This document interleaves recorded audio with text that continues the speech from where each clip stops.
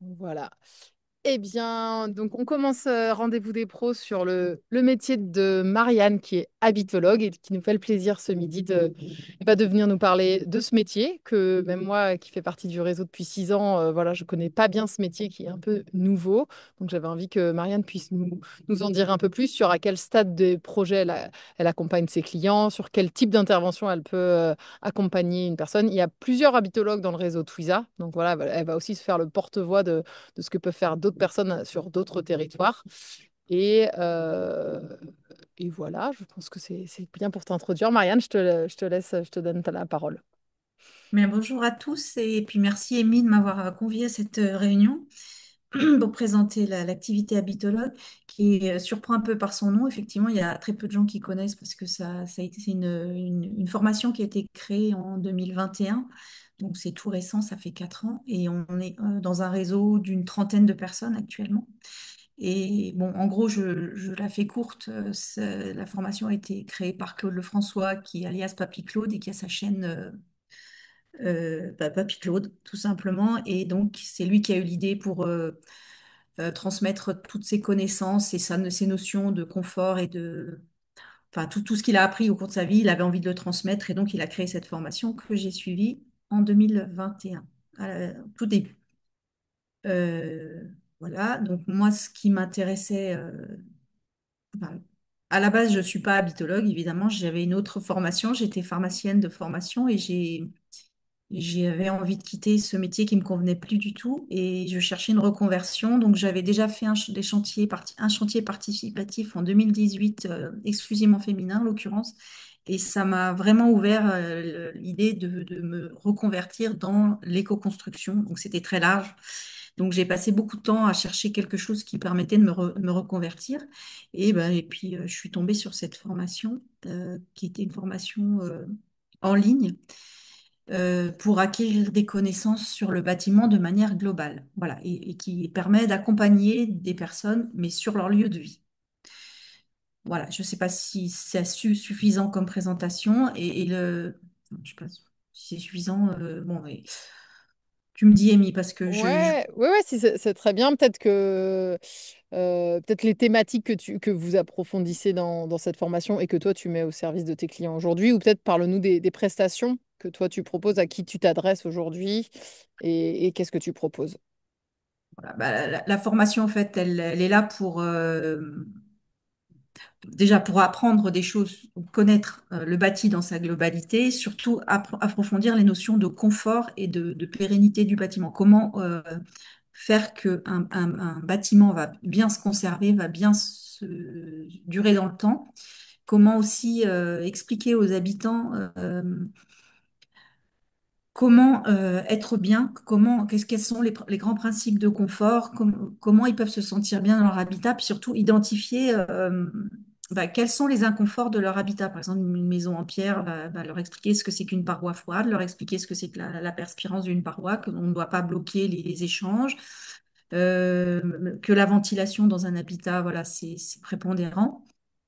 Surtout que maintenant, on a un mode de vie différent d'avant, c'est-à-dire qu'avant, il y avait pas de ventilation, les gens utilisaient peu de douches, prenaient peu de douches, faisaient la vaisselle aussi de temps en temps. Il y avait très peu d'eau dans le bâti, alors qu'actuellement, déjà, on étanchéifie beaucoup nos bâtiments, même les bâtis anciens, en changeant les huisseries, en étanchéifiant beaucoup. Et ça crée des pathologies. Parce qu'on se retrouve avec beaucoup plus de vapeur d'eau dans l'habitat.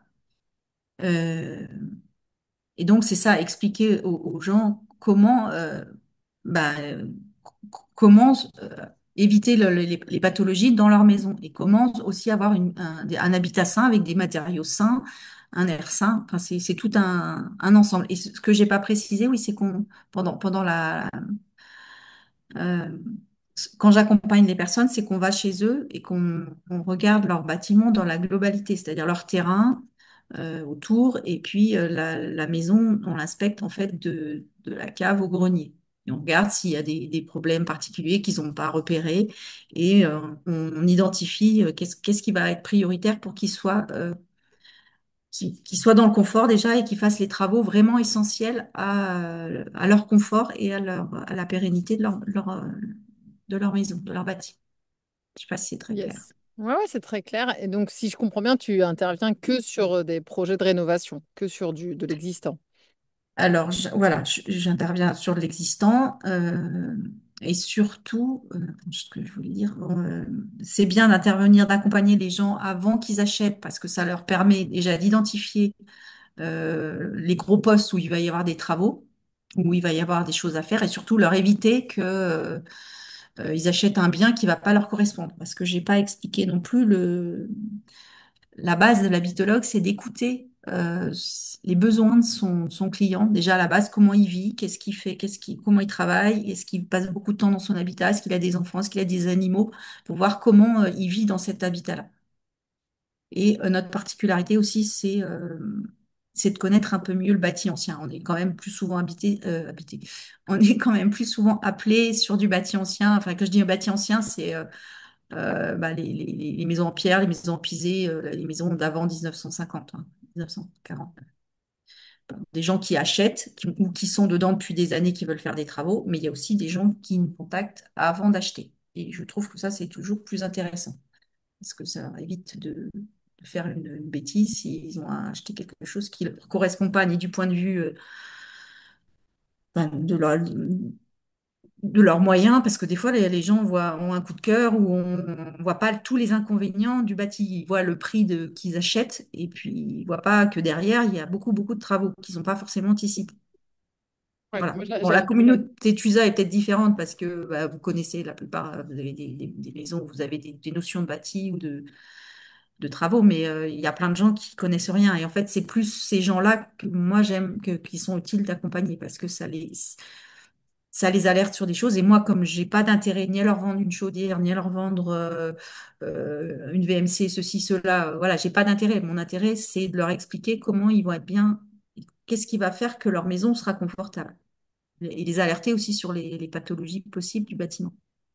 Yes, super. Bah, moi, c'était pour ça, on avait discuté toutes les deux, et c'était un peu pour ça aussi que je t'avais invité. C'était pour mettre en lumière en fait ce poste de dépense avant achat qui paraît des fois superflu ou voilà, on n'ose pas se dire, allez, je vais mettre de l'argent avant d'acheter la maison pour être sûr de pas me planter dans mon achat voilà, qui peut avoir un coût à la fin énorme financier, mais humain, dans le couple, enfin voilà, on sait qu'un Mm. projet de construction ou de rénovation d'un habitat, ça a plein d'impacts. Et donc, Oui. ne pas faire le mauvais choix. Et donc, je me demandais, grosso merdo, ton accompagnement sur un avant-achat, c'est quoi? C'est une demi-journée, une visite? C'est quoi l'ordre de grandeur d'un montant d'accompagnement? Ben déjà, quand les gens me contactent par téléphone, je passe un temps entre 10-15 minutes, ça dépend, ou à 1 heure d'entretien avec eux pour voir, parler de leurs biens, qu'est-ce qu'ils attendent de moi. Et une fois que je me rends sur place, ben, on reprend leurs besoins, je dis comment ils travaillent, qu'est-ce qui va vivre dans la maison, qu'est-ce qu'ils ont comme besoin, eux, c'est-à-dire si c'est des gens frileux, si c'est des gens bon, qui Mais vont passer beaucoup de temps derrière leur écran et assis parce qu'ils télétravaillent, bah là, enfin, et en plus qui sont frileux, bah, il faut prendre en compte ce besoin et identifier les endroits où ils vont pouvoir travailler et pas être dans des zones froides, quoi. toi, tu leur fournis à la fin de ta prestation un compte-rendu de voilà, les gros postes d'intervention et des enveloppes travaux ou pas, ou juste bah, ça sera ça, les gros sujets. Et puis eux ils se disent, bon, ok, bah, j'achète cette maison. Et je sais que j'aurai ça et ça et ça à faire, mais peut-être que je le ferai pas. Enfin, ta prestation de conseil, elle va jusqu'où? Alors, c'est déjà, on liste leurs besoins, mais c'est de l'oral. Je le spécifie, il n'y a pas de compte-rendu oral, écrit, Écrit. pardon. C'est Ok. juste oral. Et en faisant le tour de la maison, bah, j'explique des phénomènes comme ce que c'est que la perspirance des murs, ce que c'est que les pertes de chaleur qu'on a. Enfin, il y a beaucoup de choses. La ventilation de la toiture. Enfin, il y a plein de choses qu'on regarde pendant le temps de visite. Et après, oui, à la fin, on fait un petit, moi, j'appelle ça un petit récap oral. Je leur invite quand même à prendre des notes parce que après on oublie sur les principales choses qu'il y a à faire, qu'ils vont devoir faire, soit sur leurs travaux, soit sur l'achat. Qu'est-ce qui est prépondérant pour eux? Quels sont les points positifs et quels sont je dis pas les points négatifs, mais les points forts et les points faibles de leur maison, quoi. Ok, mais Voilà. tu les guides pas sur le montant des travaux et après c'est à eux qui doivent aller chercher des artisans pour avoir C'est des montants. C'est eux qui doivent aller chercher des artisans. Si j'en ai dans le coin, parce que je rayonne pas mal, j'ai pas d'artisans partout, ni dans le. Enfin, j'en ai quelques-uns près de chez moi, mais souvent je les oriente aussi vers des sites où ils peuvent trouver des artisans, comme le Cabestan par exemple, un site et qui est principalement à l'est enfin, dans l'Isère, tout ça. Donc c'est pas forcément ma zone de chalandise, quoi. Je leur indique, oui, c'est à eux de trouver les artisans, effectivement. Mais si j'en ai, je leur en conseille. Ok. Ok, et cette prestation, et donc est-ce que tu as différents types de prestations ou que la maison elle soit achetée ou pas encore achetée, finalement c'est le même type de prestation que tu proposes d'accompagnement, de faire le tour et de diagnostic et de trouver les améliorations à Oui, apporter. oui, le diagnostic, il est souvent le même. Bien sûr, je vais regarder par la maison pareil, mais des fois, si c'est des gens qui veulent, qui sont en période d'achat, qui sont pas vraiment fixés, bah, j'ai une prestation qui est un petit peu moins onéreuse, quoi. Bon, je vais le dire tout de suite, le prix, c'est de l'ordre de quelques centaines d'euros. Il y a quoi, il y a 200 euros d'écart entre les deux prestations, sur une prestation qui va durer 3 heures et une qui est pas limitée en temps. Ok, ok, ok. Voilà, mais voilà, les Et gens, en fait, ils sont contents de pouvoir parler de leur maison, de comprendre certaines choses qu'on leur explique jamais, parce qu'en fait, même quand ils font venir un artisan, bah, ils veulent, par exemple, changer de chaudière. Bah, changer de chaudière, mais on va pas leur expliquer les histoires de gains et de perte de calories de par le rayonnement du corps, quoi, et comment on a des échanges de calories, pardon, on échange avec notre environnement, quoi, nos meubles et tout ça, nos murs, nos parois, c'est super important, je trouve, de comprendre ça. Puis les principaux, voilà, l'humidité relative, voilà, je leur explique des choses, mais c'est pas la même chose à chaque fois c'est différent, parce que déjà chaque maison est différente. Voilà, donc bon, ça reste un peu vague, hein, ce que je vous explique, je suis désolée, on n'a pas de. non, non, non, non, c'est, enfin, au moins ça clarifie sur la prestation de l'habitologue et jusqu'où ça va. Et effectivement, j'ai un peu l'impression que tu t'adresses effectivement à des personnes qui veulent acheter une maison et qui n'ont pas vraiment de vision globale. Mais moi qui suis énergéticienne de métier, j'ai vu de nombreux amis acheter des maisons et ne pas se poser des questions et voilà, et se dire directement, bon, bah, on nous a dit qu'il faudra changer la chaudière, on va changer la chaudière. Oui, enfin, est-ce que tu as envisagé de refaire Ouais, ta couverture et de l'isoler et désolée voilà. avant, voilà. Voilà, et d'avoir une vision globale de tous les éléments avant de passer ponctuellement, bon, on va faire cette étape, cette étape. C'est ce que les aides financières essayent de mettre en place aujourd'hui, de donner de l'argent que si tu fais tout le package de Ouais, rénovation. Mais des fois, on est bien seul face à tout ça et d'avoir c'est ça. un interlocuteur, une interlocutrice qui a cette vision globale et qui nous dit, faut regarder ici, faut regarder ici. Ça, Je voilà. clarifie un peu parce que justement, j'ai pas évoqué ça, mais la plupart des personnes sont perdues par toutes les informations qu'ils ont de droite et gauche entre leur DPE, qui voit bien que c'est un peu n'importe quoi, enfin, par rapport à leur bâti. Voilà. Enfin, je vais pas faire de polémique sur le DPE, mais bon, ils sont perdus parce qu'on leur a dit, parce qu'ils entendent de leurs voisins, et ils ont tendance à vouloir tout changer aussi, alors que des fois, il n'y a pas nécessité. Moi, je suis plutôt dans un but de sobriété, c'est-à-dire on change s'il y a besoin de changer, on agit sur les postes qui sont nécessaires d'agir. Bah, par exemple, pour l'isolation, c'est plutôt la toiture qu'il faut viser. Moi, je ne vais pas forcément inciter à isoler partout, partout, surtout s'ils se sentent bien, hein. Moi, j'ai vraiment des cas de gens qui sont dans des maisons qui ne sont pas isolées, qui sont simple vitrage, ils sont bien dedans. Bah, voilà, après, on lit ce qui est vraiment utile pour eux. Et après, je leur dis souvent, il y a pas, vous n'avez pas de diktat qui vous dit faut faire ci, ça dans votre maison. C'est vous qui décidez. Bon, à part quand on veut louer. Oui. Donc, Marina, j'ai bien vu ta question. Avant de prendre ta question, j'ai envie de peut-être faire un crochet vers les matériaux écologiques. C'est quoi ton lien avec les matériaux écologiques dans ce métier d'habitologue? Est-ce que tous les habitologues vont conseiller d'aller vers une rénovation avec des matériaux sains ou est-ce que c'est toi, ta spécialité, tu es connecté à ça, ton expérience, ta vie, Non. ou c'est tout le monde qui va proposer une rénovation écologique en étant Non, habitologue? la formation habitologue incite un gros chapitre, enfin, tous les isolants, on les voit tous, et on voit bien tous les avantages des isolants biosourcés. Oui, en priorité, bien sûr qu'on favorise ce type d'isolant. On ne va pas favoriser ni les isolants minéraux, ni les isolants pétrochimiques. Oui, on a. Mais moi, je pense que j'ai une fibre spéciale, c'est que j'ai toujours été très tournée vers la nature, l'écologie. Donc, je suis pas pour les choses artificielles, quoi, et chimiques et qui dégradent l'environnement. Donc, oui, moi, j'ai vraiment une fibre écologique. Mais après, tous mes collègues l'ont aussi, mais à différents degrés. On n'est pas, parce qu'on est tous des indépendants, on pratique notre métier comme Yes. Eh ben, j'en profite parce qu'il y a Alex qui est là, qui est, je crois, aussi habitologue du réseau. Peut-être que tu as envie de compléter, Alex, et de prendre ouais, la ça parole. serait sympa. Ouais, donc bah après Marianne, enfin voilà, je veux pas, c'est toi l'initiatrice de cette réunion et c'est très bien tout ça.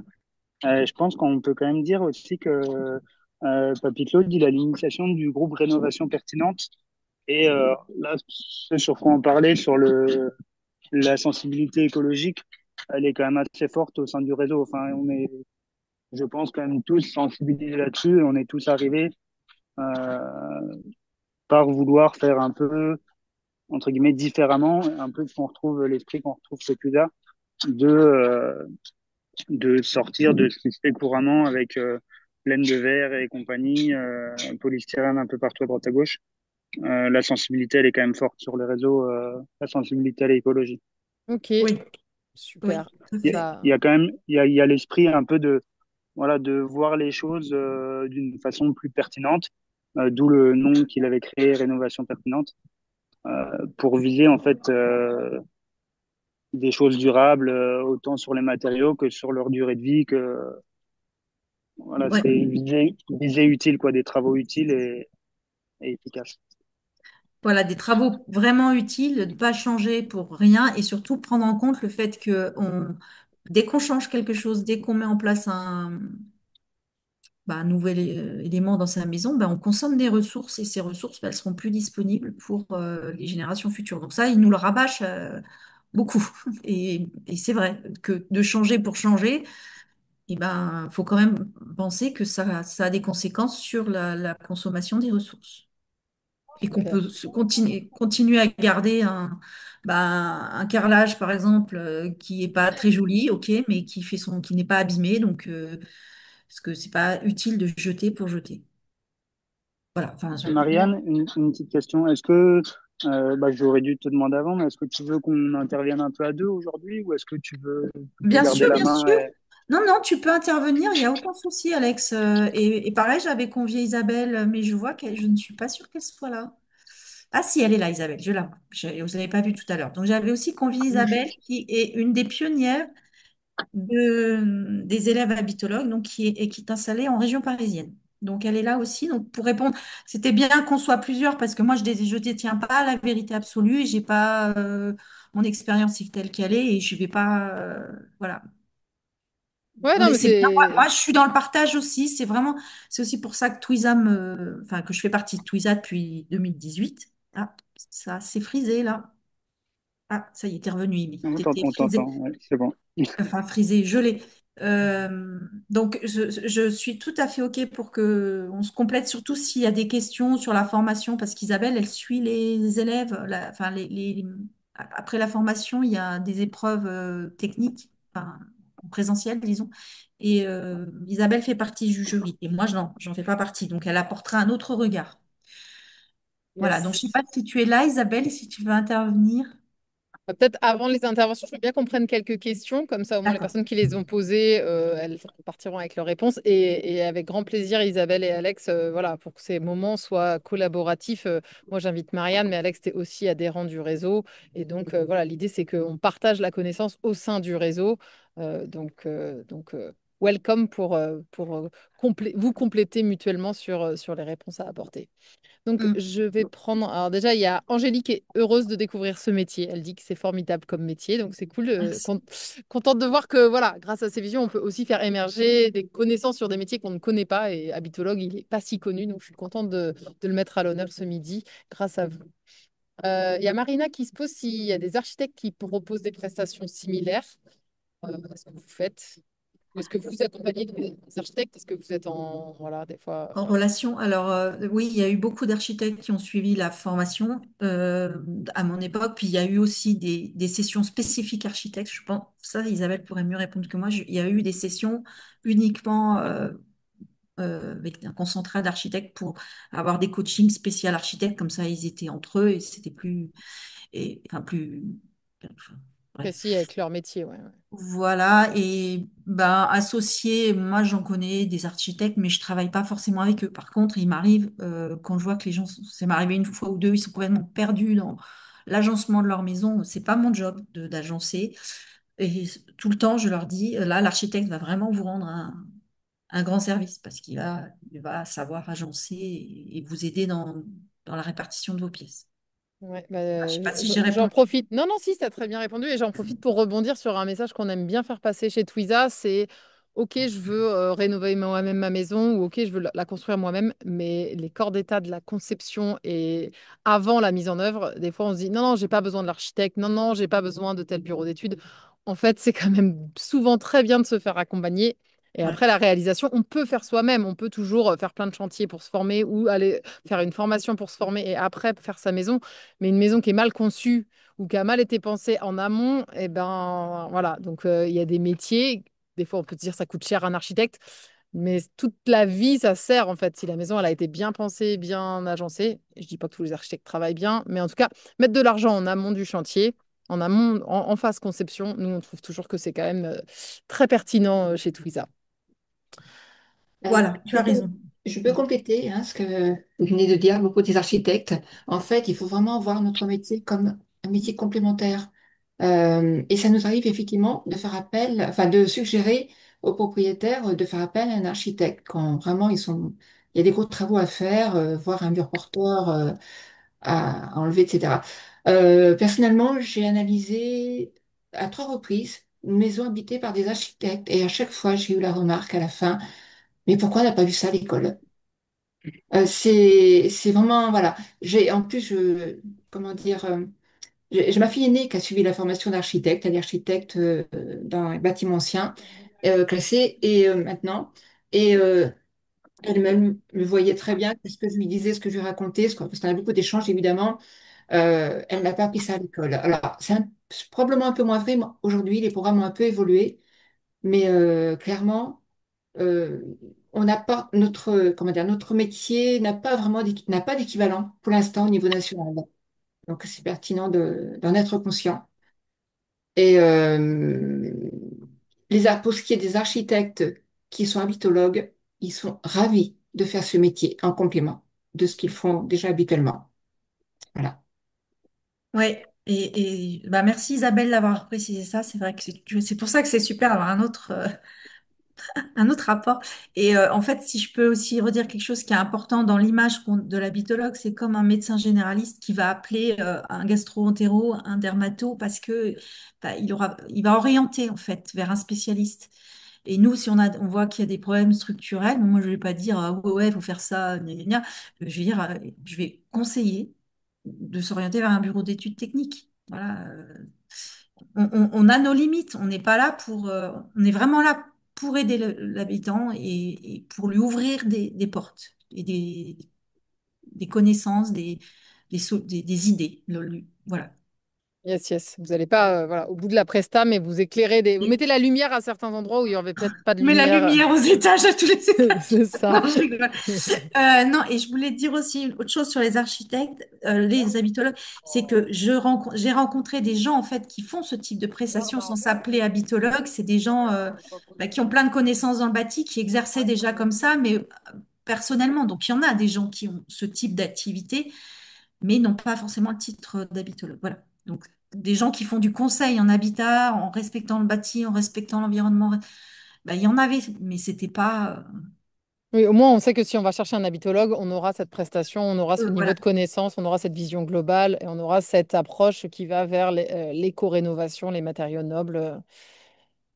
Alex, je vois ta main levée, je te donne tout de suite la parole. Et comme ça, dans vos réponses, si vous pouvez apporter la réponse à Cassandre et Joa, qui sont les deux à poser la question, combien de temps dure la formation et à quel prix? Voilà. Est-ce que Alex, Je vais tu veux laisser. Ouais, Oui, voilà. Est-ce Alex, que c'est très Alex, tu bien veux parce qu'il répondre? l'a fait plus récemment que moi. Ben, je vais déjà un peu se redire par rapport justement au fait nous on est un réseau des habitologues, on a été formé donc par l'organisme Soigner l'Habitat. En effet, il y a d'autres personnes qui font le même type de prestation. Et aujourd'hui, une personne qu'on voit qui fait beaucoup ça et qui s'en rapproche, c'est Noël de l'Archipel. Je pense qu'il y en a pas mal qui connaissent. C'est une chaîne quand même qui a une certaine renommée. Et justement, où maintenant il va faire, je sais qu'il a des demandes un peu aux quatre coins de la France et il fait des tours de la France pour faire ses diagnostics. Et cette chaîne a plus de renommée que nous, on va dire, et peut-être que ça peut donner une idée de comment les choses sont abordées et comment voilà les visions. Euh, donc ce Noël, il n'est pas passé par Soigner l'Habitat, lui, c'est un artisan qui s'est formé tout seul, on va dire, sur le tas. Mais ça donne une idée un peu de ces visites, de comment se passe une visite habitologue. Donc voilà. Moi, par rapport à la formation, j'ai eu à peu près 2 ans entre le début et ma certification. Mais c'est une formation, enfin, voilà, 99% en ligne avec simplement un, un examen de certification à la fin. Après, des personnes qui veulent s'y mettre à plein temps complètement, je dirais qu'en un peu moins d'1 an, ça peut être bouclé. Et moi, quand j'en suis rentré, on avait 3 ans de disponibilité à accéder à toute la formation et pour la finir. Est-ce qu'aujourd'hui, ça a encore changé? Je sais pas. En termes de prix, moi, j'avais payé 4000 et quelques sur une offre de lancement. Est-ce que pareil, ça a évolué? Est-ce qu'ils ont refait des nouveaux modules? La formation, je sais qu'elle bouge beaucoup parce que justement, suivant est-ce qu'on pourrait dire les points faibles ou pas, je sais pas, mais même les évolutions. Là, je dirais que sur un gros élément, moi, qui est arrivé depuis que je suis arrivé dans la formation, c'était la gestion des argiles, notamment sur les sols argileux, entre les retraits gonflements. Là, simplement pour donner une voix, c'est que bah, avant, on disait tout le temps enlever tout ce qui est maçonnerie autour des maisons parce que ça bloque la gestion d'humidité. Aujourd'hui, les préconisations, elles viennent un peu à dire, bah, en fait, on va peut-être pas les enlever partout parce que ça permettrait de maintenir de l'argile humide. Donc là, c'est juste pour dire que c'est en constante évolution et que c'est pas un réseau qui est fermé à des dogmes, on va dire, et qui regarde tout le temps un peu partout ce qui fonctionne, ce qui s'est fait, ce qui s'est fait mais qui fonctionne pas. Euh, et ouais, je voulais aussi apporter un point sur le fait que bah, là, chez TUSA, on est quand même pas mal sur de l'autorénovation des personnes qui font par eux-mêmes. Et moi, un truc que je verrais un peu et auquel il faut faire gaffe, c'est qu'aujourd'hui, par exemple, on est très chaud chanvre et compagnie, mais il faut savoir que bah, les chauds chanvre ne s'appliquent pas partout et peuvent créer des dommages, justement, si on le fait, par exemple, une maison en parpaing. On va se dire, oh, j'aime bien l'aspect du chaud chanvre et tout ça, je vais le faire. Bah, non, c'est pas compatible par rapport à la paroi, par rapport à... Voilà, on peut créer des pathologies. Et nous, notre intérêt, enfin, notre but, c'est justement de, encore une fois, les viser la pertinence et de regarder le global du bâtiment et qu'est-ce qui va coller à ce bâtiment. Voilà. Après, Merci. Isabelle, en effet, c'est celle qui est le plus dans l'organisme et peut-être qu'elle sera par rapport à la formation, c'est celle qui sera le plus à même de répondre. Yes, elle a levé la main, donc je vais lui laisser la parole. Vas-y, Isabelle. Merci, Bon. Alex. Et alors, effectivement, ça évolue pas mal l'information. Il y a plusieurs formules maintenant. Aujourd'hui, depuis janvier de cette année, c'est 6 mois consacrés uniquement à la technique. Et après, pendant un temps assez réduit, je crois que ça doit être 2, 3 mois, c'est sur les études de cas. Ils en ont une vingtaine à étudier. Ce qui est très pertinent. Alors, un point aussi que je voulais préciser, c'est en tant qu'actif, ça nous arrive d'avoir des apprenants avec nous lors des visites. Donc là, pour le coup, ils sont sur le terrain avec nous et ils voient les questions, les échanges avec les propriétaires. Donc je pense que c'est très formateur d'avoir d'avoir cette possibilité de faire des visites avec des habitologues actifs. Ce qui n'est pas toujours évident, hein, suivant les territoires. Il ne faut pas qu'on soit trop loin les uns des autres. Juste un point que je voulais préciser par rapport à ce que disait Alex au sujet du chanvre. Il y a aussi un cas rédhibitoire que j'ai vu récemment. S'il y a de l'eau qui passe, un cours d'eau qui passe en profondeur sous la maison, le chanvre, c'est pas indiqué parce que le chanvre va composter. Ça va pas aller. Donc attention. Même si c'est un bâtiment, en pierre, c'était le cas, hein, maison en pierre. Donc Pas au les pied de mur. propriétaires avaient enduit déjà le mur en chanvre et en fait, ben, il y avait des moisissures sur le mur.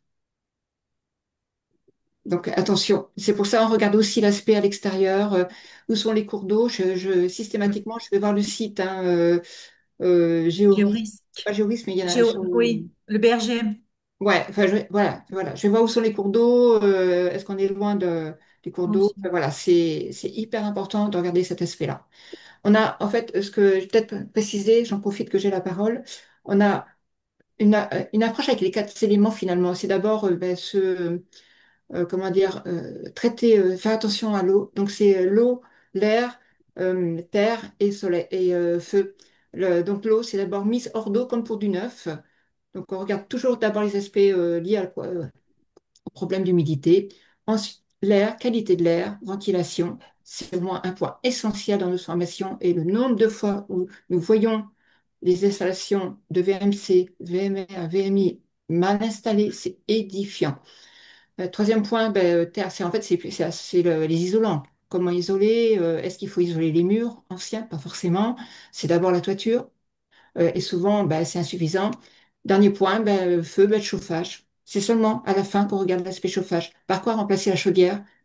S'il faut la remplacer, parce que c'est pas parce qu'il y a un lobby pas possible pour, par exemple, les pompes à chaleur, qu'il faut forcément mettre à la poubelle la chaudière qui n'a que quelques années pour une solution électrique, parce que ça va monter, ça va faire progresser la note du DPE. On n'a pas cette approche. C'est vraiment, si la chaudière elle est encore en bon état, ben, faites-la durer, quoi. Et personnellement, je crois à la filière biogaz. Elle a aussi un intérêt, elle fait vivre des agriculteurs. Bon, je ne parle pas des excès, hein, avec les champs de maïs à perte de vue pour juste alimenter ces méthaniseurs. Mais en attendant, voilà, on est censé trier nos déchets alimentaires et les déchets agricoles doivent aller dans ces méthaniseurs et on a déjà du biogaz dans notre réseau de gaz. Et le pourcentage de biogaz doit augmenter très, très sensiblement dans les années à venir. Voilà ce que je voulais rajouter. Merci beaucoup pour ce complément. Je vois ta question, Alexandre, sur pourquoi le chaud-chauffe ne fonctionne pas sur le parpaing.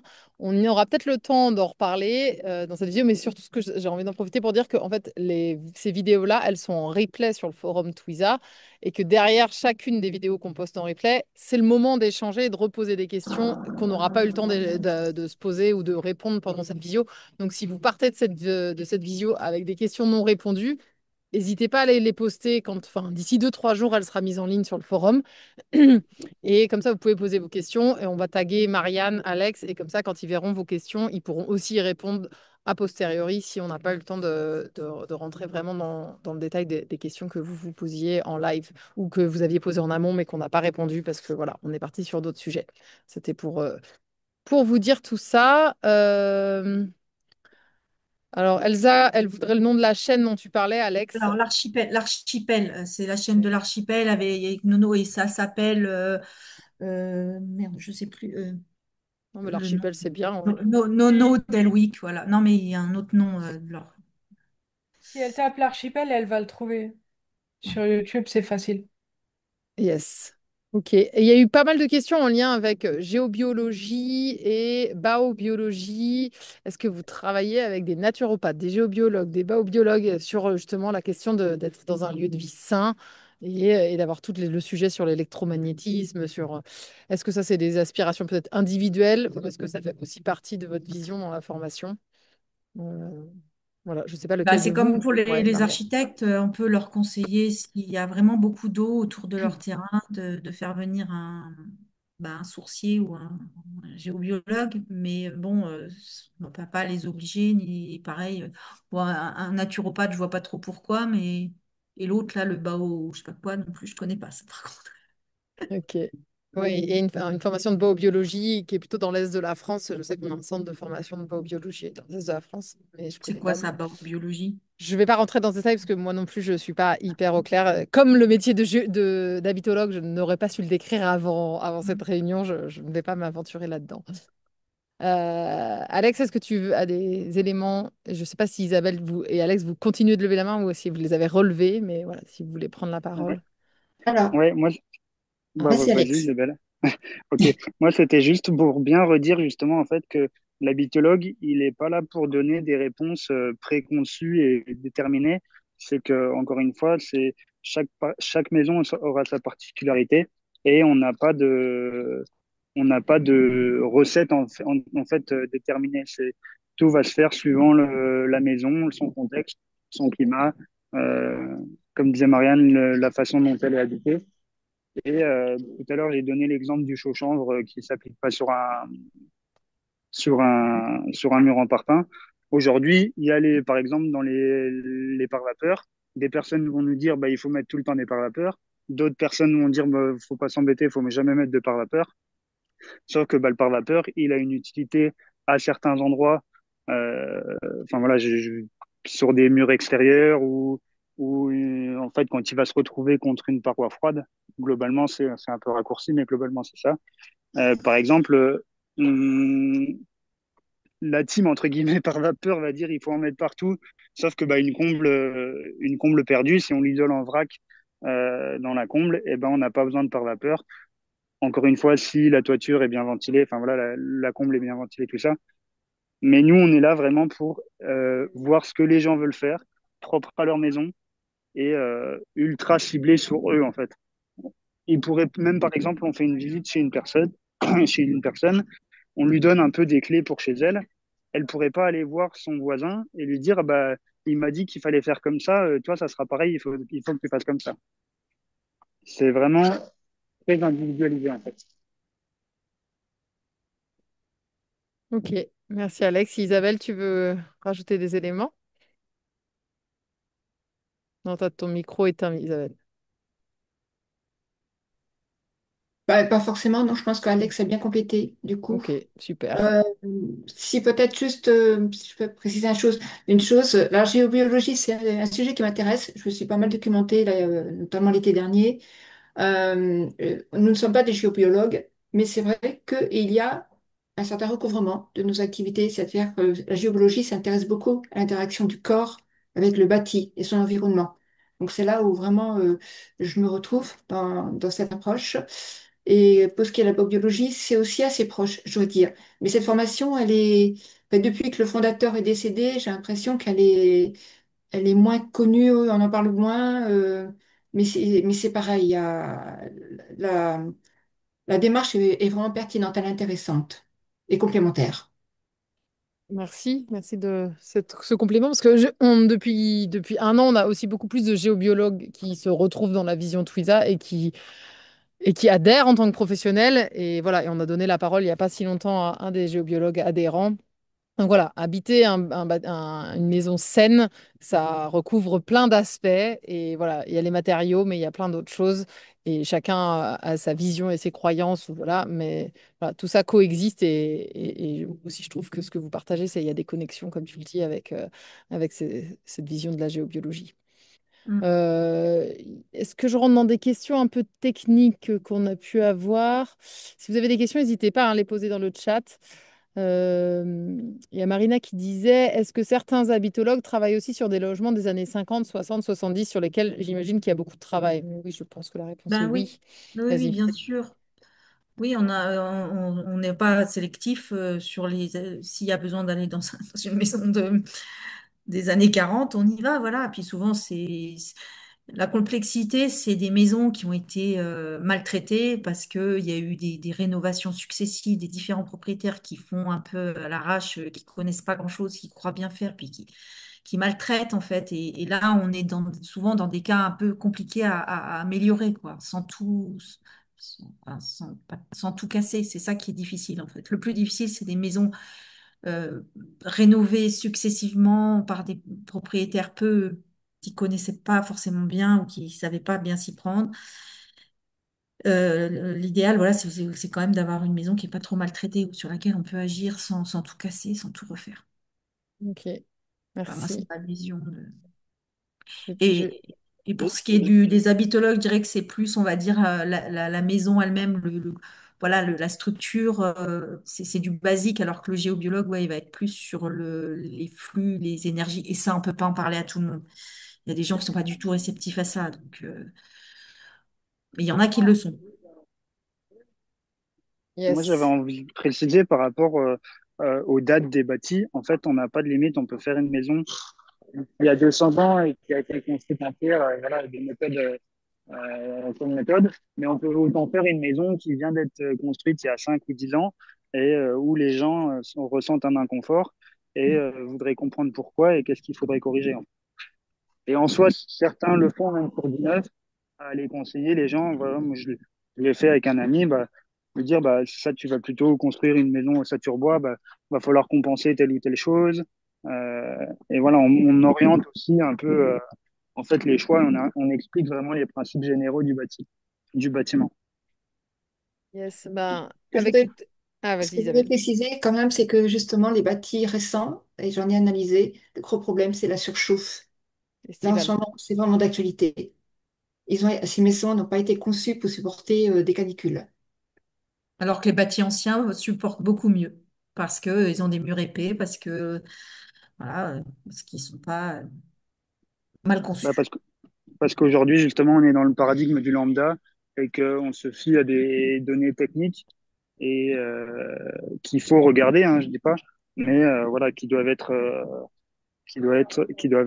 mises en parallèle avec d'autres données techniques qu'on regarde moins et aussi même parfois des choses un peu moins techniques, mais qui sont du ressenti et que voilà, qu'il faut prendre en considération et pas simplement viser des R et justement une bonne lettre au DPE en installant une pompe à chaleur. C'est un peu, enfin, moi je le vois un peu comme un problème de société aujourd'hui où on le met, la pompe à chaleur, comme pansement sur des maisons qui sont pas efficaces et on va leur rapporter, on va leur faire gagner 2 lettres au DPE. Mais en termes de confort et de pertinence, on n'y est pas, quoi. C'est pas ça qu'il faut aller viser, quoi.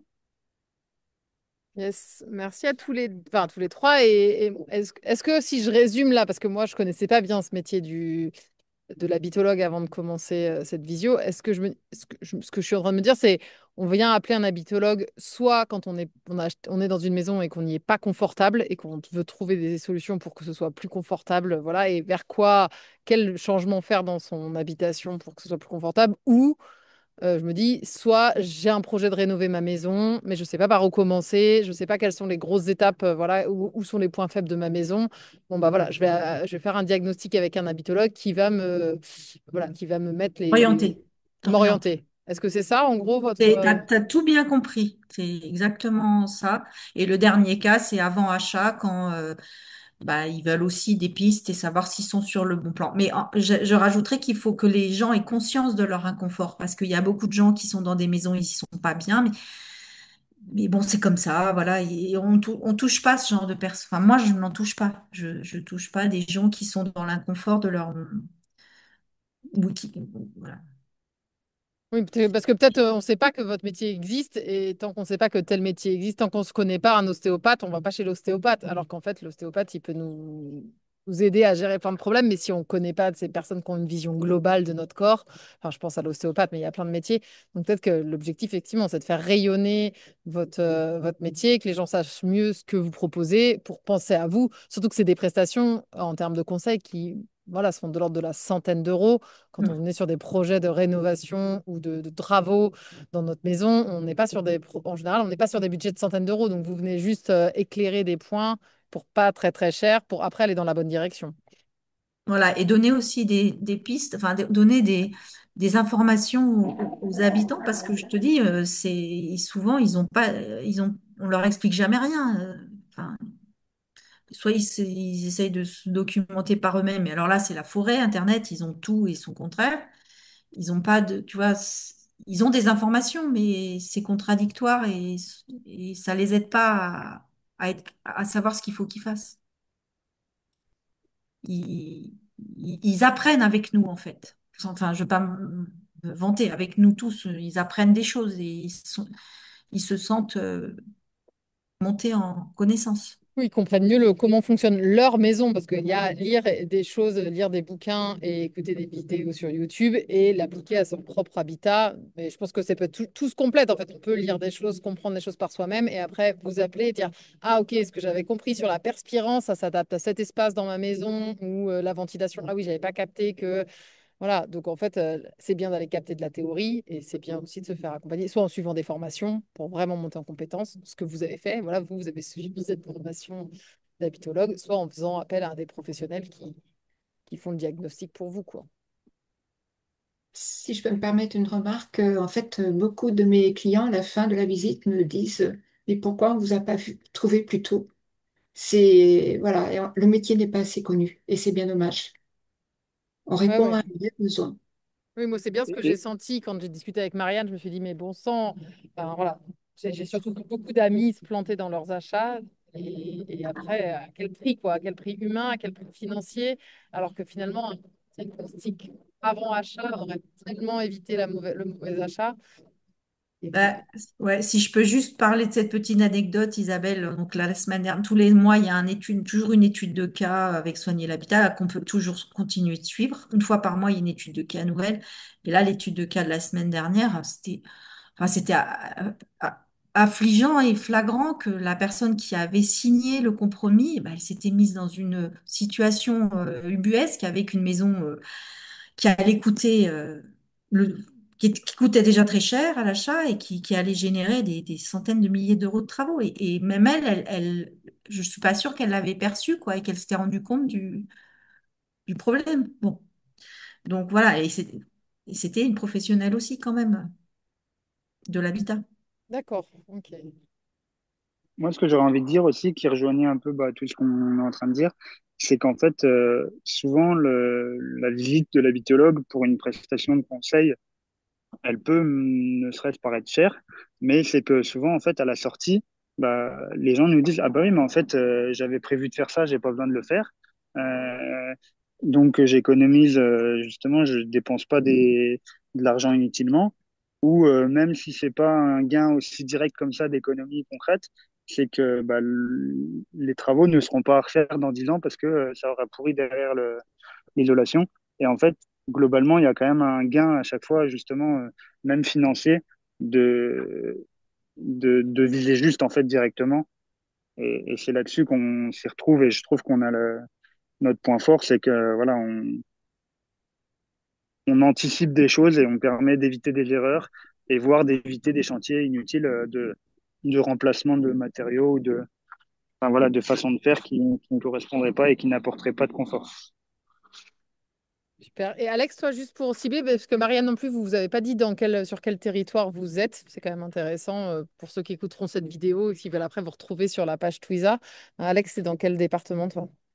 Moi, je suis dans le Grand Est, dans les Vosges. Là, je suis en train de faire ma fiche pro. Je vais rentrer dans le. Ils pourront me trouver bientôt sur les pages pro, enfin sur la carte pro de Tuisa. Je te recontacterai justement pour la mettre en ligne. Ouais, Grand Est, autour de Gérardmer, s'il y en a qui connaissent Yes, euh, super. les Vosges. Et toi, Marianne? Alors moi, je suis dans l'Allier, donc au nord de Clermont-Ferrand, et à côté de Vichy, voilà, puisque l'Allier n'est pas un département qui est méga connu.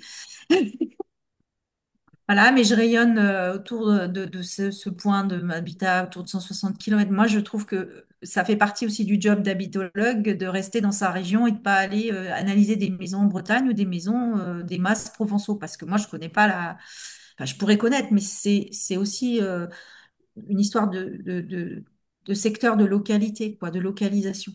Ouais, je suis clairement alignée Voilà. avec toi. Voilà. Et Isabelle aussi, si elle veut, même si on ne peut pas la Et retrouver sur Twiza. Ah oui, et j'ai vas-y, pas Marianne. terminé. Voilà, ben, il y a une carte, si jamais, bon, je ne veux pas faire de l'ombrage à Twiza, mais il y a une carte des habitologues. Sur vous tapez habitologue.com, vous avez tous les habitologues qui sont en France. Il y en a même un en Suisse et un en Belgique actuellement. Ok. Et on peut retrouver Isabelle, Isabelle. donc. Voilà. Moi, je suis juste à côté mais vraiment juste à côté de Versailles. Et je dois dire que ma spécificité de plus en plus, c'est la maison Meulière. La maison quoi? Meulière. Meulière, c'est la pierre du Ah coin. oui, meulière, par contre. J'avais entendu avec de lierre, le lierre, Ouais. la plante. Je me disais, mince, je Maison, connais pas. pierre meulière. Ok. On allait t'apprendre encore un truc, Amy. Une petite maison en lierre. Et moi, j'en ai pas du tout des maisons comme ça. Ah si, si, moi j'en ai vu des maisons Et- avec du lierre et c'est très bien pour justement lutter contre la ah surchauffe. oui. Non, je parlais des maisons meulières cette Ah, fois. meulière! Dans mon Pardon. coin, il y en a pas. C'est D'accord. chez vous qu'il y en a. Quand tu es allé chez Anne-Laure, il y en a. C'est une maison meulière. Oui, c'est une maison meulière, Anne-Laure. mais parce que les carrières sont dans l'Essonne, en fait, à l'origine. Voilà, donc tu vois, c'est ça aussi la spécificité. Même Mm. Isabelle, tu fais beaucoup plus d'appartements. Moi, j'ai fait zéro appartement dans tous mes clients, dans mes Ah oui, 55. parce qu'à à Jamais part- j'ai fait d'appart. Parce que je suis plutôt en zone rurale ou en zone de ville et il n'y a pas. Voilà. Donc, on a tous, selon notre secteur géographique, des maisons particulières, quoi. Enfin, des maisons Yes. Et des particulières. spécificités de la connaissance du territoire et des ressources locales aussi. Enfin, bien sûr que nous, on est hyper favorable à habiter, c'est habiter son territoire et donc c'est Voilà. utiliser les matériaux locaux, c'est faire appel aux artisans locaux qui connaissent les spécificités. Moi, j'habite dans le Finistère, il y a des tempêtes. Si je fais ma couverture, je le fais pas avec un Et couvreur oui, parisien qui va pas connaître comment on fait une bonne couverture et qui gère bien nos tempêtes, quoi. Voilà, donc je suis bien d'accord avec ça. voilà. Avant de conclure, peut-être, parce que là, ça fait déjà une petite heure qu'on est ensemble, bon, il y en a qui demandent combien coûte une prestation d'une heure. Alors, j'ai bien l'impression que vous faites des prestations d'une heure, vous ne faites pas la prestation Non, à pas l'heure. non, Isabelle enfin, si Isabelle fait, mais je pense pas à partir d'une heure. C'est minimum 2 ou 3 heures. 3 heures. Pour une maison, c'est 3 heures. Pour un appartement, c'est 2 heures, voire 1 heure si c'est vraiment un studio. Ok. Et effectivement, j'ai fait plusieurs studios, c'était 1 heure. Ouais, mais bon, je pense pas qu'on soit. Mais la réponse, elle a été donnée, je pense, Océane, c'est de l'ordre d'une centaine de prix et je pense que le montant, il n'est pas égal. Alors, sauf si vous êtes labellisé et que vous devez tous faire le même prix. Non, vous avez chacun vos tarifs. Donc voilà, c'est de l'ordre de la centaine d'euros. Et après, le mieux, c'est d'appeler chacun des habitologues pour. Enfin, voilà, l'habitologue le Et plus puis, près de chez toi. bah, frais de déplacement pour moi. Isabelle, elle n'en a pas parce elle est très écologique. Elle utilise les transports en commun parisiens et c'est tout à son honneur. Voilà, donc on a tous des tarifs différents, mais voilà, c'est de l'ordre d'une centaine d'euros. On peut dire en moyenne, c'est 100 euros de l'heure, voilà, grosso modo. Yes. Bah, c'est le tarif d'un médecin, hein. Ok. Ouais, bah 28, voilà, vous êtes des médecins 28, de la maison. 28 fois 4, ça fait plus de 100 euros maintenant. Ils sont au-delà de 100 euros de l'heure, les médecins. Alors, effectivement, on se présente comme des médecins généralistes de l'habitat. Ok. Et on fait appel, enfin, on conseille d'aller voir un spécialiste quand on voit que ben non, ça dépasse nos compétences et que là, il y a un risque, notamment quand on voit des fissures qui nous interpellent. Là, on leur dit, mais faites absolument venir un BE structure. Voilà, ou Hmm. même pour la Directement. charpente, tu vois Porte ou des les fois. murs. Ouais. Ouais. Quand c'est la charpente, moi, des fois, j'ai vu des entrées qui étaient coupées. Je leur dis, bon, bah là, si vous, en plus, vous voulez encore couper, ils veulent couper l'entrée. Je leur dis, non, là, sur du pisé, les murs vont s'écarter. Enfin, il y a des risques. Mais voilà, c'est pas nous qui décidons. On conseille un charpentier ou un. Bref, Yes. Bon, bah, il y a pas mal d'échanges qui se passent sur le chat. C'est très chouette. Puis tout le monde se répond. Voilà, c'est parfait. regarde pas du Euh, Ouais, ouais, non, mais voilà, on peut pas être et sur le chat et tout ça. Mais en tout cas, il y a eu aussi cette discussion de est-ce que les agents immobiliers ne devraient pas toujours bosser avec un habitologue? Et effectivement, Moi, si, j'ai essayé, j'ai fait plusieurs tentatives. Voilà, je contacte les agents immobiliers de ma région, puis bon, pas tous parce que j'ai pas toujours le feeling, mais ils disent ouais, ouais, c'est bien, ouais, ouais, c'est bien, puis on leur laisse notre carte, puis jamais ils nous rappellent, quoi. Donc, ah oui, c'est plus facile de vendre une maison quand on vous dit pas les faiblesses qu'elle a et le budget qu'il ah, va faire. Voilà, on peut je toujours trouve que faire croire. ça serait bien d'avoir un partenariat parce qu'en fait, ça serait gagnant-gagnant. Eux, ils arriveraient à vendre des maisons qu'ils ont du mal peut-être à vendre parce qu'elles ont des pathologies, mais au moins on peut parler aux gens de comment faire, quoi, ou comment. Mais bon, c'est comme ça. Eh ben, lançons un appel aux agents immobiliers qui ont envie voilà, de faire un De travailler accompagnement. intelligemment, Voilà. voilà. C'est ça. L'appel est lancé. Si vous en connaissez autour de vous, n'hésitez pas à les mettre en lien avec l'habitologue du coin. Parce que ouais, des petits partenariats comme ça, enfin voilà, moi, les deux amies qui ont fait des mauvais achats, elles en veulent à leur agent immobilier. Parce que pour elles, elles se sont fait avoir, parce qu'elles ont caché des choses, alors que bon, eux, leur objectif, c'est de vendre. C'est pas de te dire la liste des travaux que tu vas devoir faire, quoi. Moi, j'ai eu deux personnes que j'ai accompagnées sur la totalité qui n'ont pas acheté suite à ma visite parce qu'elles n'avaient pas du tout vu l'une l'immensité de la maison, du terrain, elle était seule, elle travaillait à l'extérieur, elle a pas acheté et l'autre, elle n'avait pas le budget en fait, elle avait tout claqué et après, elle n'aurait plus eu d'argent pour faire des travaux. Mais elle n'avait pas vu tous les travaux qu'il y avait à faire. L'agent lui avait dit oui, oui, c'est tout bon, vous pouvez emménager comme ça. Oui, voilà.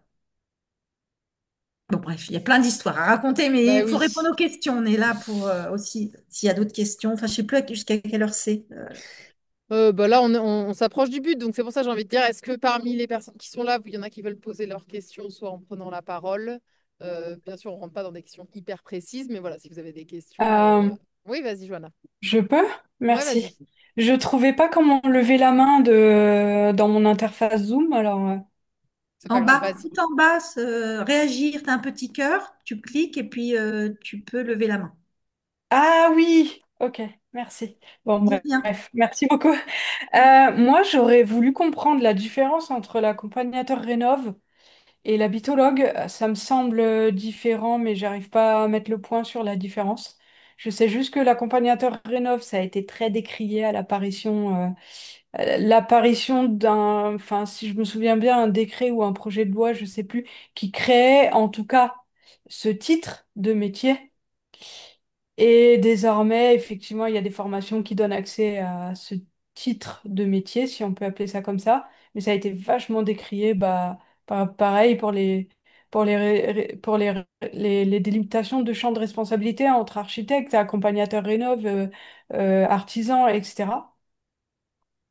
Et j'aimerais bien comprendre s'il y a une différence. Je suis Oui, désolée en si effet, ma question, elle est un peu stock sur fin de... non, non, tu as bien fait de la poser, mais je vais. Eh bien, moi, je dis juste, oui, il y en a une, mais je crois qu'Isabelle sera beaucoup plus Ok, petite que moi. super. Oui, alors, effectivement, ben, je vois les conseillers de France Rénov' à travers des événements organisés par certaines villes dans le coin. Le souci, c'est qu'ils ne sont pas aussi bien formés que nous. Euh, Ouais, Clairement, il y a une différence. Il y a même j'ai vu des conseillers qui suivent les vidéos de Claude pour se former. Donc, d'accord. voilà, Claude, c'est Claude, Le Claude, De France. François, notre formateur. d'accord, Voilà, ils d'accord, sont pas, d'accord. voilà, la formation est trop légère et Euh, surtout, ils passent beaucoup, beaucoup plus de temps sur les aspects administratifs, financiers, etc.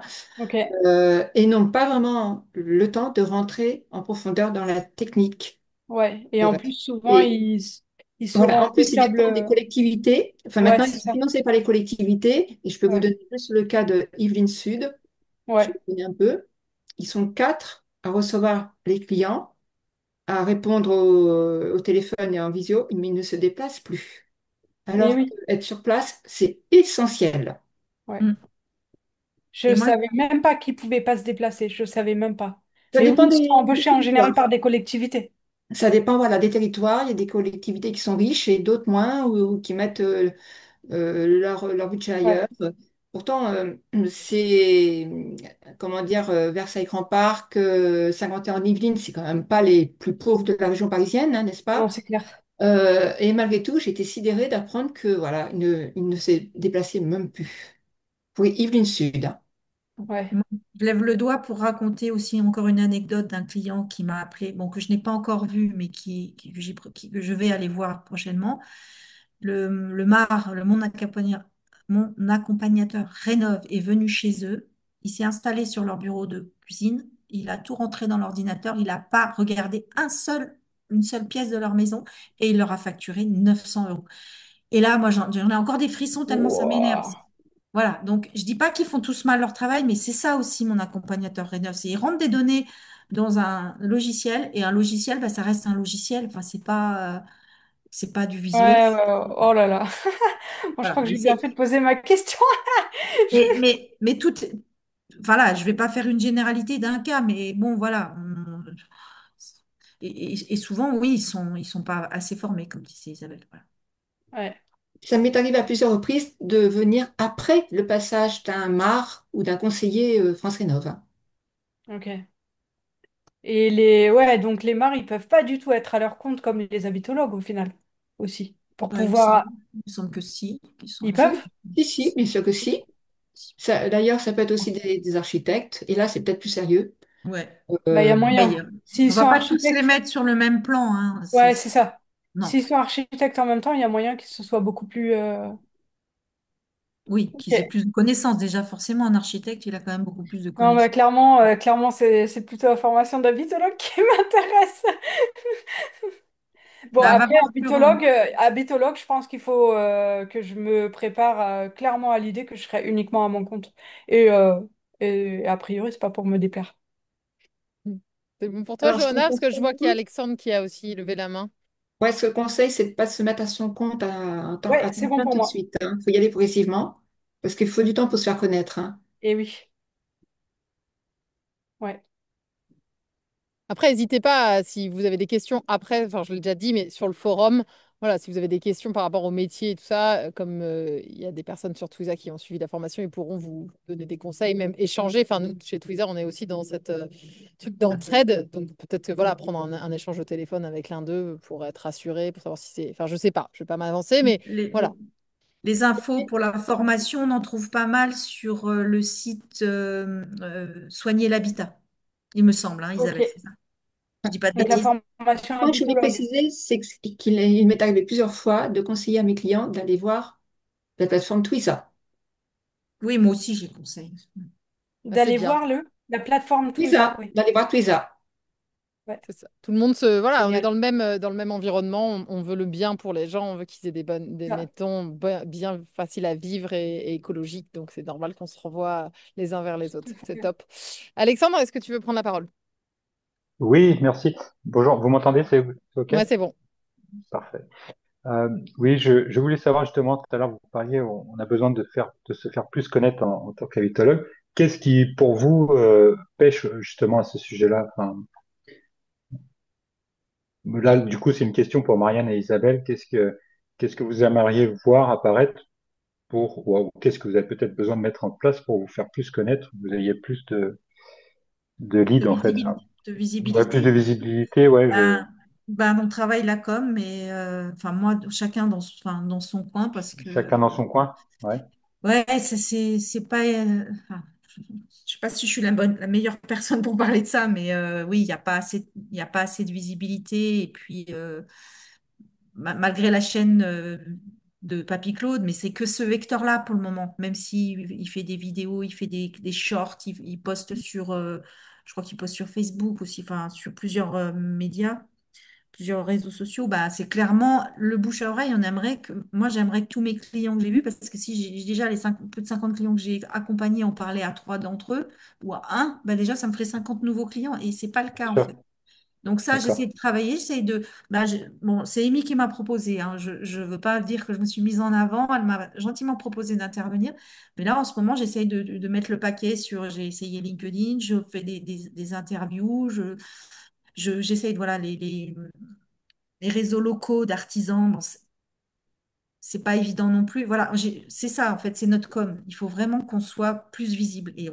Tout seul, on peut pas tout faire, quoi. D'accord. Est-ce que dans la formation mythologue, il y a un créneau justement là-dessus qui vous expliquerait comment vous mettre en avant, parce que c'est vrai que je pense que les compétences, voilà, tout le monde peut les assimiler, mais après il y a, je pense, tout ce côté-là qui va faire que forcément, est-ce que Claude vous guide un peu justement sur une façon de faire ou pas du tout, c'est pas du tout ça, ça Euh, reste vraiment que sur le comportement physique des bâtis.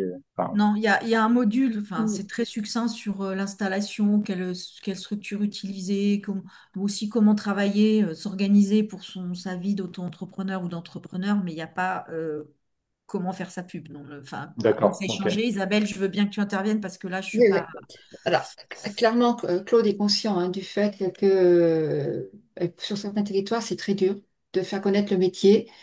Il ne faut pas oublier non plus que le contexte nous est pas favorable avec ce qui se passe en ce moment, ce contexte anxiogène et le fait que notre ministère n'arrête pas de tergiverser sur les aides et sur les outils, les méthodes de calcul. Tout ça, ça n'aide pas. Et Claire, j'ai suivi, là, pour dire, la semaine dernière, un webinaire organisé par l'Agence parisienne du climat avec la DGCCRF, donc la plateforme qui s'occupe des fraudes et escroqueries. Dans le secteur du bâtiment, on est les champions, hein. Et ça fait peur aussi aux clients. Donc, D'accord. Oui, il y a aussi ce côté, et voilà, ouais, je vois, fraude et tout, le truc à 1 euro qui peut vite rejoindre le côté habitologue et du coup, c'est une sorte de psychose c'est ça, qu'il faut exactement. réussir à débloquer. Ouais, ouais, bah, ce qui est logique. Ouais. C'est vrai que moi, j'ai le nez dedans, donc ça, je le vois pas, mais bon, quand tu vois d'extérieur, oui, tu peux réfléchir à ça. Ouais, ouais. Et c'est vrai C'est que c'est un point, là, c'est pas C'est négligé. quoi Ouais. ton métier, Alexandre? Je suis Je curieuse. suis artisan maçon spécialisé sur le bâti ancien Ok. très et, bien. euh, Dans et, quel coin? et en Seine-et-Marne. Ah, bravo, enchanté. Enchanté. Donc la Meulière, tout ça, je connais bien. Il y en a beaucoup ici dans mon coin. J'ai une carrière aussi.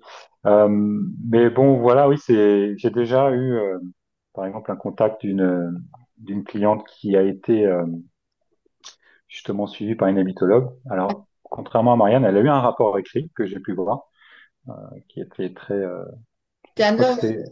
ouais, c'est ça, ouais, exactement. Ouais, Et Anne-Laure peut faire des... Et Elle peut alors, faire elle des comptes peut. rendus parce qu'elle a l'assurance décennale, là. Voilà. alors, justement, j'allais en venir à ça. Vous avez réussi à avoir une assurance, en tout cas, Anne-Laure a réussi à avoir quelque chose d'assurantiel là-dessus? Moi, j'ai posé la question à mon assureur et il me dit, moi, nous, on suit pas ça, quoi. On suit ton activité d'artisan et encore, fais gaffe à pas faire trop de TNS, hein, de travaux non courants, qui seraient complètement hors règle. Mais du coup, pour l'expertise conseil, je lui avais demandé et il m'a dit, non, on n'a rien. Enfin, je lui ai même dit, l'habitologue, est-ce que vous connaissez tout ça? Ils ont regardé, ils n'avaient rien. C'est compliqué. Ben, Je confirme ouais. que c'est compliqué de se faire assurer. Alors, je vais donner un On Donc, a. peu. Ouais. Moi aussi. Mais une décennale, c'est même pas en rêve, quoi. C'est, en plus, je suis pas issue du bâtiment, hein, comme Marianne, à l'origine. Donc, du coup, je faisais des rapports au début, j'en fais plus, malheureusement. Je trouve ça frustrant à la fois pour les clients, mais aussi pour moi. Mais bon, c'est la vie. Mais voilà, faut avoir déjà, ouais, il faut être issu du bâtiment finalement pour que les assureurs acceptent de couvrir ce type de métier. oui, encore, hein. Enfin, Et encore, ça dépend le de mien, sa il société. n'envisage pas du tout, hein. Il me dit, si Ouais, tu fais ça, Je crois que va ça, voir, va voir ailleurs. il y a eu le problème pour les auditeurs énergétiques parce que pendant un moment, une RC Pro suffisait et aujourd'hui, il faut une décennale parce que c'est, comment dire, c'est attaquable, hein, et il y a très peu d'assureurs français qui acceptent de couvrir les auditeurs énergétiques. Ok. C'est bien Ouais, compliqué. En tout cas, ouais, merci d'aborder ce sujet des assurances parce que moi, je me questionnais un peu de pourquoi il n'y a pas de trace écrite. Je me dis, ah, c'est un peu dommage quand même de faire tout ce travail et de ne pas fournir une trace écrite. Et puis, je comprends que les écrits engagent et que c'est à cause des assurances que vous ne laissez pas de trace écrite, en fait. C'est bah, ça. Euh, ça me je Ouais. rebondis rassure. là, si je peux rebondir là-dessus, tout à l'heure, je crois que c'est Alex qui disait, ou qui parlait de Nono, là, de Noël Delwick. Mm. Lui, il laisse un enregistrement, si j'ai bien suivi. Il laisse un enregistrement, l'enregistrement vocal de son expertise, quoi. Après, je sais pas ce que ça vaut, mais Ben, nous aussi, on nous dit qu'on peut le faire, mais tu sais, quand tu passes 4 ou 5 heures chez quelqu'un, enregistrer 5 heures de trucs, après à se réécouter. Moi, j'ai une cliente qui m'avait enregistré, je suis restée 6 heures chez elle. Ah, je sais pas si elle a déjà réécouté l'enregistrement. Moi, je trouve qu'il vaut mieux prendre des notes. oui, oui, non, je suis d'accord. Mais Ouais. c'est juste pour le côté, je laisse une trace à mon client. Voilà, je sais que maintenant, je pense qu'avec l'IA, on peut faire quelque chose, mais faut encore aller chercher le truc. Mais voilà, c'était pour savoir un peu voilà ce côté-là, et puis aussi voilà le côté communication, tout ça. Donc le principal vecteur d'appel que vous avez, c'est vraiment via Papy Claude et la carte, d'accord. Et on vous appelle quand vous demandez d'où vient l'info, c'est plutôt ça, Toujours. et de bouche à oreille, quoi. Et Sur Ah, le encore côté, non. sur le côté communication, on nous invite à faire un peu des vidéos justement de vulgarisation, un peu comme a commencé Papy Claude. Il y a deux, trois habitologues qui font un peu ça. Il y a Sam le bricoleur, Ouais, qui, je vois qu'un jeune, je vois. Oui. ouais, c'est ça, un jeune Il est habitologue aussi, lui? qui D'accord? est habitologue. Ah, Il y a d'accord, le, ok. il y a Eh ben, le mur on ne porteur comprenait pas aussi, qu'il était habitologue, ce jeune-là. bah, parce qu'il le met pas trop en avant justement Ah sur sa ouais, page. d'accord. Il vend comme du conseil, mais voilà, il met pas trop l'habitologue en avant. Il y a le Thibaut. mur porteur aussi. mince, j'ai oublié son nom, Léo. Léo. Euh, C'est pas le mur porteur, c'est mur porteur et c'est sur Instagram. ouais, qui est à Dijon, lui, je crois. Oui. Et voilà, enfin, je sais l'autre truc, j'ai vu, voilà, il nous incitait un peu à faire des vidéos justement pour, voilà, chercher à se remettre en avant. Je pense que c'est aussi une question de, ouais, de chercher à développer le réseau. Il y a aussi, bah, bon, c'est un peu plus en interne, mais il y a une association qui, voilà, cherche un peu à voir comment on pourrait. Je n'ai pas eu encore trop le nez dedans, mais voilà, il y a une recherche quand même sur comment chercher à se faire reconnaître et ouais, être plus facilement accessible et plus facilement connu. Et que quand on dit oui, je suis habitologue ou il faudra un habitologue, que les gens ils soient pas en mode les yeux grands ouverts, mais c'est quoi ça? Et Ouais, bien justement, un sûr. peu qui apporterait un peu aussi de crédibilité parce que aujourd'hui, un artisan ou quelqu'un qui est un peu installé, qui est un peu fermé, on lui dit je suis habitologue, il nous dit un peu oui, tu te fous de moi, c'est un peu un truc de charlatan et puis voilà, tu vas prendre un billet et puis tu vas rien apporter de plus et voilà, il y a un peu quand même cette crédibilité qu'on doit développer et je pense elle nécessite un peu de temps. Et voilà aussi, bah, plus il y aura eu de clients et plus il y aura eu de satisfaits, plus le nom Ouais, se c'est fera. sûr. C'est ça. Mm. Oui, c'est bien de mettre en avant les résultats et les conquêtes réussites, quoi. Enfin, je Et pense que voilà, ça doit être. c'est encore tout jeune comme réseau, je pense. Et dans le monde du bâtiment, vu toutes les choses qui se créent, et qui s'arrêtent et qui sont pas crédibles, eh ben, il faut une paire de temps pour pour tenir cette crédibilité, quoi. Ok. Yes. Ouais. En tout cas, Ben, merci. Marianne, merci Alexandre. Marianne, je vais te donner le mot de la fin avant de conclure, parce que là, voilà, il est bientôt 13h30. Avant de Oui. conclure, j'ai envie d'inviter bah, les habitologues, déjà, vous remercier, parce que moi, déjà, j'y vois beaucoup plus clair sur votre métier, ce que vous apportez.